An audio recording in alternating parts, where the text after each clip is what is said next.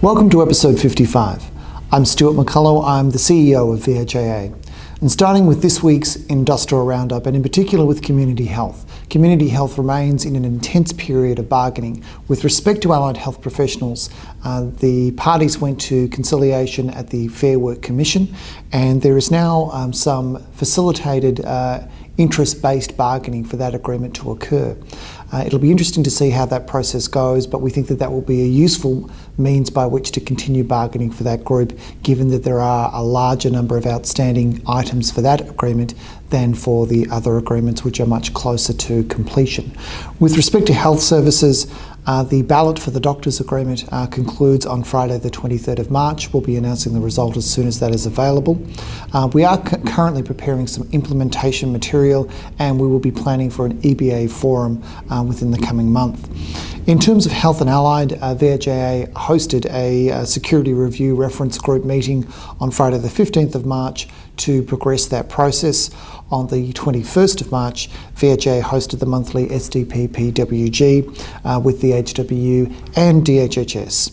For medical scientists, the medical scientists SDP-PWG was conducted on the 20th of March with the MSAV and the department. For health professionals, on Thursday the 15th of March, VHIA hosted the Health Professionals Reference Group meeting. That group is continuing to work through some key implementation issues. And in terms of the maintenance agreement, we thank the members for returning the NERs, which have all been returned and are compliant, and also for confirming the distribution of the ballot materials and other associated materials to the maintenance staff in preparation for a ballot commencing on Friday the 6th of April. That ballot will be conducted by way of a show of hands. As always, our activities are summarised through the VHA Community app. And that's it for this week's Industrial Roundup.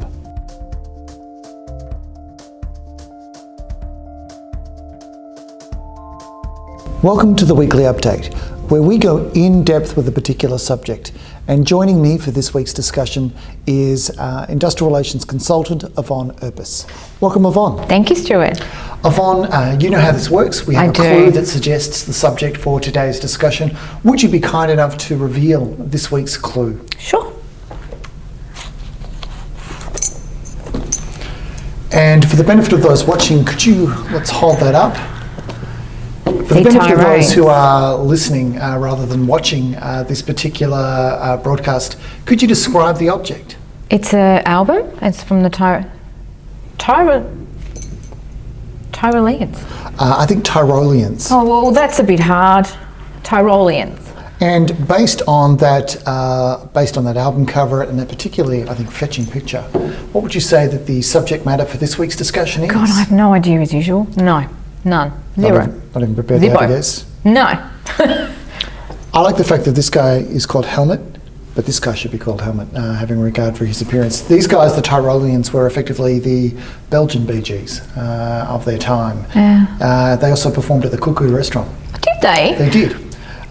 This object has no relation whatsoever to our subject for discussion that's helpful. Today, public holidays, but I just really like the album. And it's autographed, I see. It is autographed, but it's possible that I did that myself. Oh, right. So it is your handwriting. But moving on to public holidays. Thank you. Okay. And in particular, talking about the VHA Bulletin for Public Holidays, the most recent one. Could you just describe a little bit about that particular public holiday bulletin? Sure. On the 12th of February this year, Bulletin 2247 was sent out to members, and it outlines Easter and the upcoming public holidays. So just in terms of the production of a bulletin like that, what are the steps that lead up to its being issued? Sure. So we draft it in-house, and then we send it on to members for their feedback as well as relevant unions, and then once that's complete, we then send it out to members. So I think members may not be aware that that is the process, that there is a process for quality assurance which involves a volunteer group of members, including payroll, as well as providing it to each of the unions for their review. Correct. And comment ahead of it being issued. And did we have any concerns raised by any of the unions when we issued the... No, none. Any responses? They were all happy with the information provided, and it was positive feedback. Terrific. And in terms of the particular public holidays that this bulletin covers, which ones does it cover? Okay, so it covers Labour Day, Good Friday, Easter Saturday, Easter Sunday, Easter Monday, and Anzac Day. Okay, so that's a whole bunch It's a whole over bunch. the March, April period. That's exactly right. And I understand that with that bulletin there is a link to the Matrix. Correct. So it's an interesting term, the Matrix. I remember that as a very difficult to watch film. Me too. Is the paper Matrix for public holidays any different? No, it's just as complex. But I do like to print it out in A3 and colour, which makes it much easier to read and follow, particularly because this matrix contains Easter Saturday and Easter Sunday. Okay, so it's a bigger matrix. Huge. Can we call those matrix sequels? Yes. So that's an important tip that we might highlight on the screen, which is to print big. Yeah, print big, huge, as big as you can. And what does the matrix try to capture? It captures the Monday to Friday public holidays, and then there's a separate column for Easter Saturday and a separate column for Easter Sunday. And within those columns, you've got rostered to work and not rostered to work. And in terms of the individual scenarios arising from the agreements, I think one of the great challenges that we have is that we have disparate provisions for public holidays rather than consistent provisions. I think it'd be great to reduce the degree of difference over time as we move through bargaining. I think that should be one of our objectives. But in terms of the key provisions, say, in terms of rostered to work and what those columns represent. Okay, there are two payment calculations for working on a public holiday. That is double time and double time and a half. The agreements that provide for a payment for double time and a half are as follows. Health professionals, including health professionals in community health, health and allied employees, including community health and mental health, management employees, including community health and mental health, medical specialists and doctors in training, medical scientists, pharmacists, psychologists, dietitians, working in community health only. Community health only. That's exactly right, yep. Maintenance employees, SACs and biomedical engineers. I can't help but think that those words are appearing right in front of us on the screen. As Like magic. Like exactly.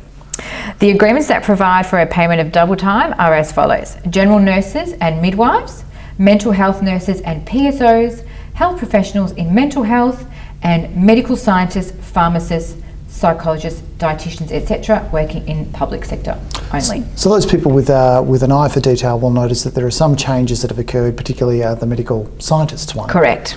Okay, and just to be clear that when we're talking about those entitlements, those are for people who are working on the day. Exactly. What about the entitlement for people who are, or are there any agreements that don't have a penalty for working on a public holiday? Dentist, dental therapists, dental hygienists, oral health therapists, working in community health as well. I guess that prompts the question, why?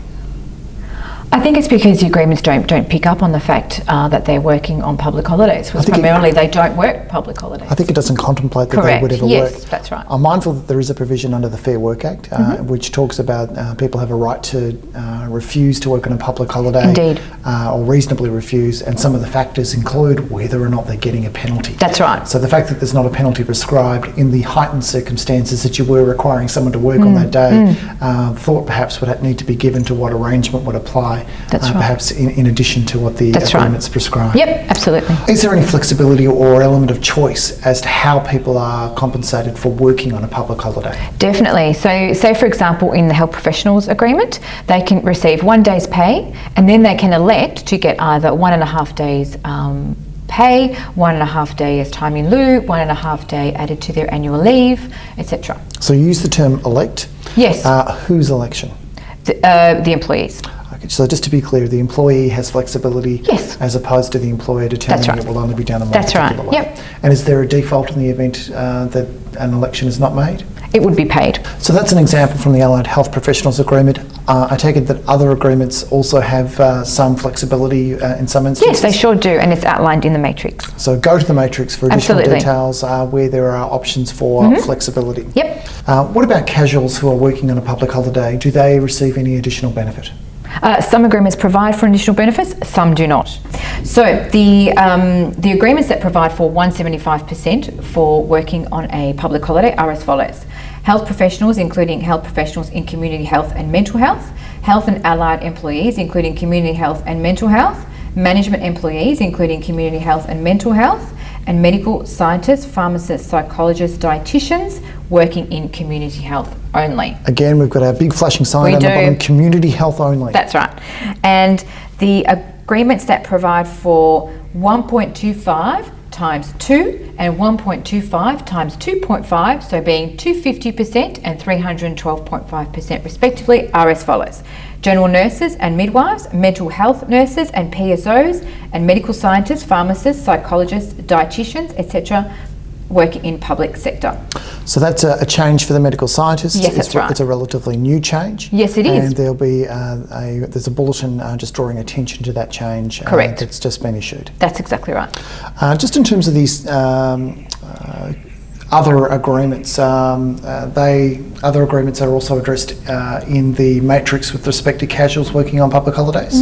So there's a column for each of those, say for the social and community services. Yes, maintenance, biomedical engineers, etc. All the information is contained within the matrix. So just for people who are coming to the matrix for the first time, just trying to understand the difference between the columns. So we've got those people who are rostered to work, which we've just discussed, and then we've got the not rostered to work section. In terms of that section, we've got a couple of columns for the not rostered to work. Those are rostered to work but given the day off, and then we've got all other full-time employees who are not rostered to work on a public holiday. So just starting with the first of those, that is rostered to work but are given the day off. Yes, they receive 1 day's pay as they were rostered to work but not required to attend. And so they would have worked but for the fact that it's a public holiday. That's right.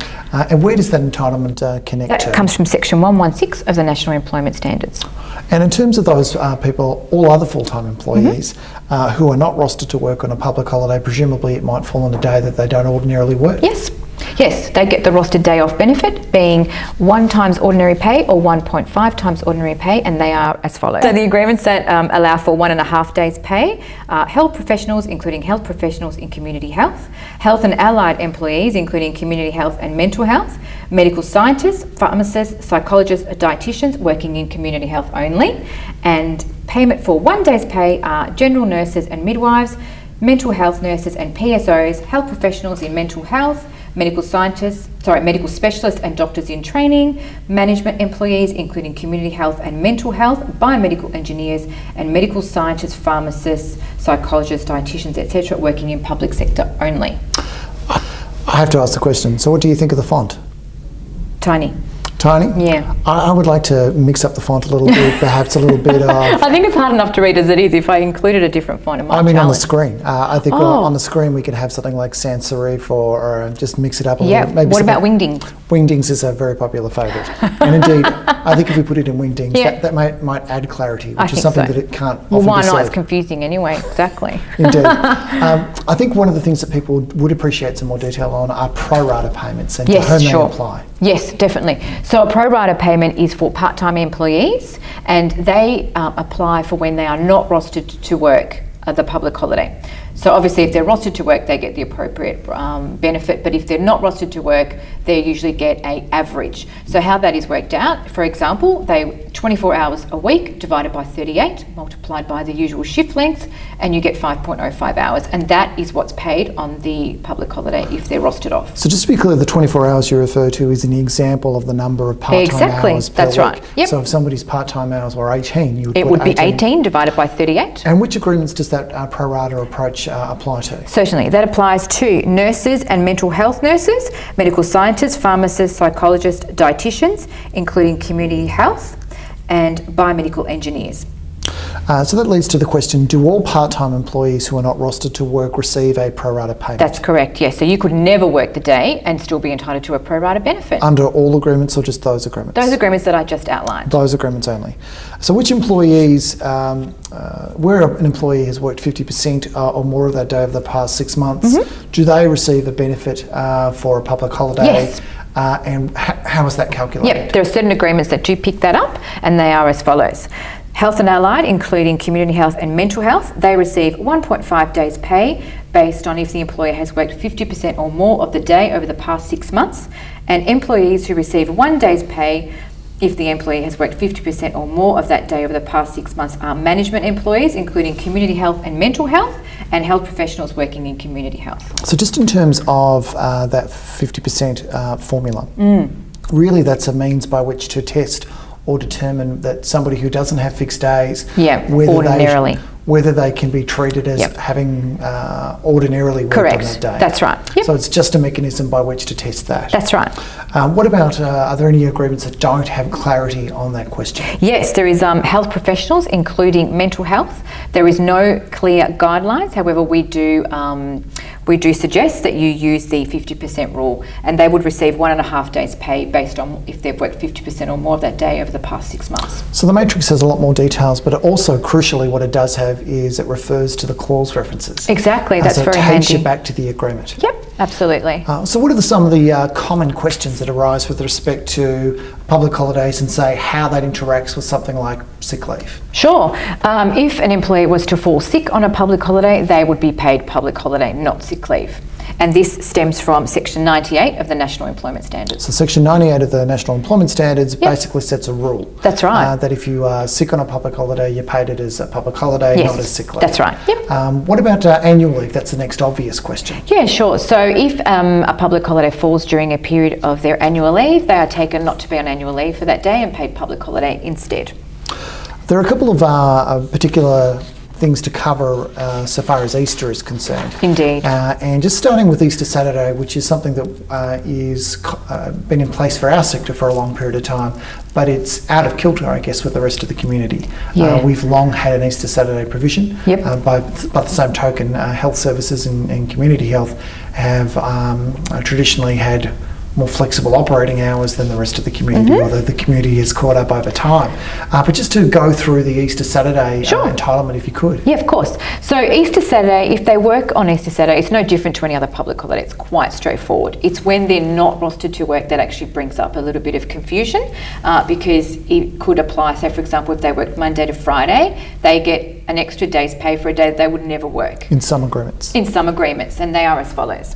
So Monday to Friday full-time or part-time employees who have an entitlement to Easter Saturday are health professionals, including health professionals in community health and mental health, health and allied, including community health and mental health, management employees, including community health and mental health, medical scientists, pharmacists, psychologists, dietitians, etc. in community health only, maintenance employees, which include national joinery, metal industries, plumbing, full-time only, SACs and biomedical engineers. Monday to Friday full-time or part-time employees who do not have an Easter Saturday entitlement are general nurses and midwives, mental health nurses and PSOs, medical specialists and doctors in training, medical scientists, pharmacists, psychologists and dietitians, etc., dentists, dental therapists, dental hygienists and oral health therapists, including those working in community health, and maintenance employees, plumbing, part-time only. So those are the entitlements with respect to Easter Saturday. That's right. Perhaps the then very obvious question is to ask about Easter Sunday, Sure. which is a relatively new addition to our public holiday matrix and landscape. It is.